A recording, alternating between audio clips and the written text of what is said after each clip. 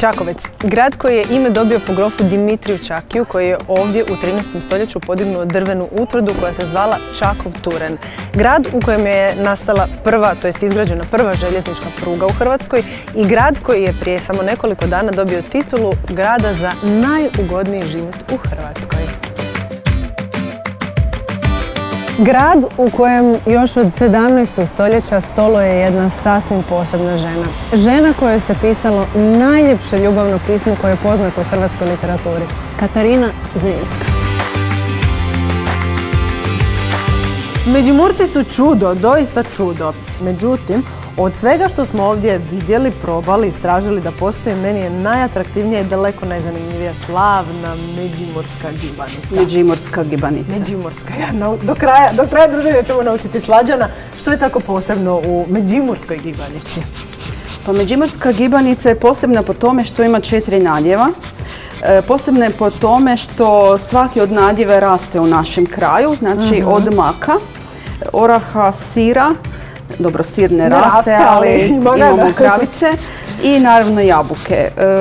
Radi se o tome da je to spoj nekakvih nadjeva koji jedan drugog nadopunjuje. Znači, orasi su teški sami po sebi, ali tu su jabuke koje daju svježinu i sočnost. Koliko mladi danas znaju, recimo, u vašem kraju za ovaj kolač i koliko ga pripremaju?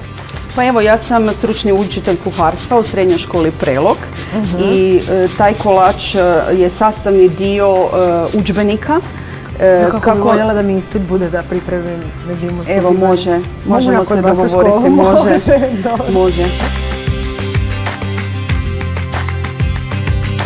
Pričali smo malo o tome kad se to ranije koristilo, vi kažete svaki čas, tako reći, kad ste vi bili mlađi.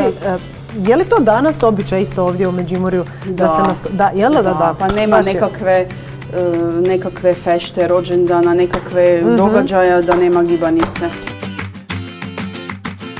S kiselim vrhnjem se gibanica premaže gore. Znači ne treba ga puno, čisto da se ova kora premaže, da se ne suši kod pečenja, inače bi popucalo samo i bila bi mrvičasta. Gdje god smo u Međimurju nogom kročili, naišli smo na njegovo veličanstvo turoš, poseban sir koji se proizvodi samo ovdje. To je sir koji je nastao čisto iz jedne situacije. Nekada nije bilo frižidera, škrinja i tak, a imali su ljudi krave i naravno proizvodili su mlijeko i sir i ono što se nije svježe mlijeko i svježi sir potrošio, onda se napravil taj turoš jer njemu rok trajanja u zimi može stajati i po mjesec dana bez brige.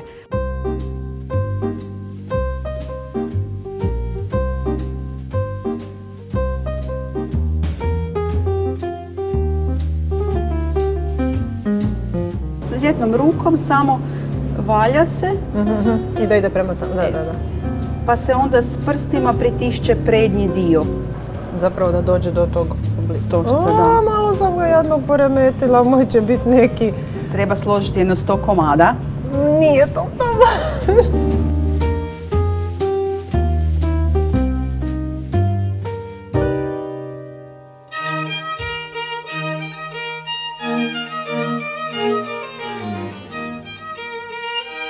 Ovo je postav građansko društvo u Međimurju, tamo negdje u razdoblju od 1880. godine do 1914. To je vrijeme velikog uspona građanske klase. Postoji jedna zgodna anegdota, da je čovjek napravio jedan puni krug kroz svoju povijest, što se tiče korištenja pribora za jelo. Dakle, počeo je tako što je skupljao plodove, bobice po šumama i tako dalje, snogu je jeo. Pa je onda došlo vrijeme tamo recimo u nekakvom baroknom razdoblju gdje je to posuđe i pribor za jelo dostigao gotovo, rekli bismo, umjetničku razinu. I da bi se danas vratio tamo gdje je nekad bio i opet jede snogu u brzini, u jednoj ruci pizza, u drugoj mobitel, tako.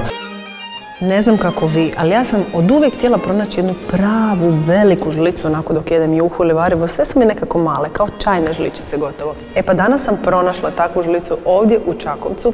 Zapravo nije to baš moja žlica i neće nikad moći postati moja žlica, jer naime radi se o žlici iz 16. stoljeća i to predmetu s kojim je navodno jeo i sam Nikola Zrinski.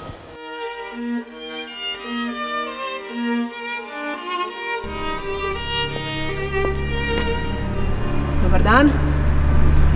Dobar dan, dečki. Može li se tu proći?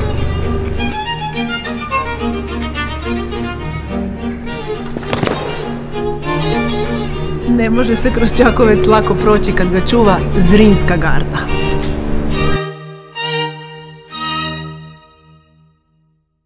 Naša najsjevernija županija po mnogo čemu je vrlo netipična i zanimljiva. Na sjeveru se nalazi Mura, na jugu Drava, a u samoj sredini prekrasni Čakovec. Ja sam već spomenula kako je grad nastao u 13. stoljeću od strane grofa Dimitrija Čakija, ali bilo je tu života i ranije, još u vrijeme Rimljana, jel da, Karlo? Tako je, Doris, bilo je života, znači još ranije je ovdje naselje koje se zvalo Akvama. Zašto Akvama? Evo sad vjerojatno imaš priliku i ti osjetiti da je ovdje dosta vlage u zraku. Znači od korijena riječi akva, voda. Tako da su Rimljani uz Halikanum u Svetom Martinu ovdje osnovali i naselje.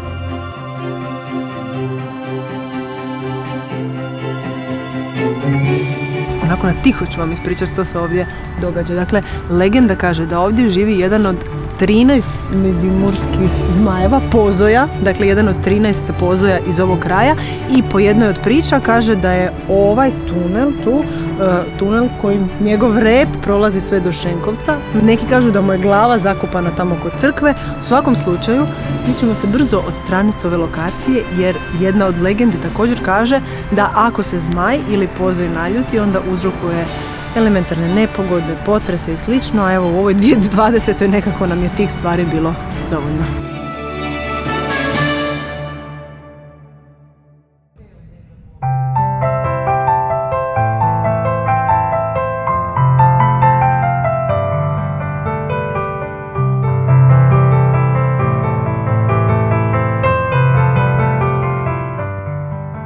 Pa evo, ja vas lijepo sve pozivam u Čakovec, dođite i potražite u našim restoranima međimursku gibanicu.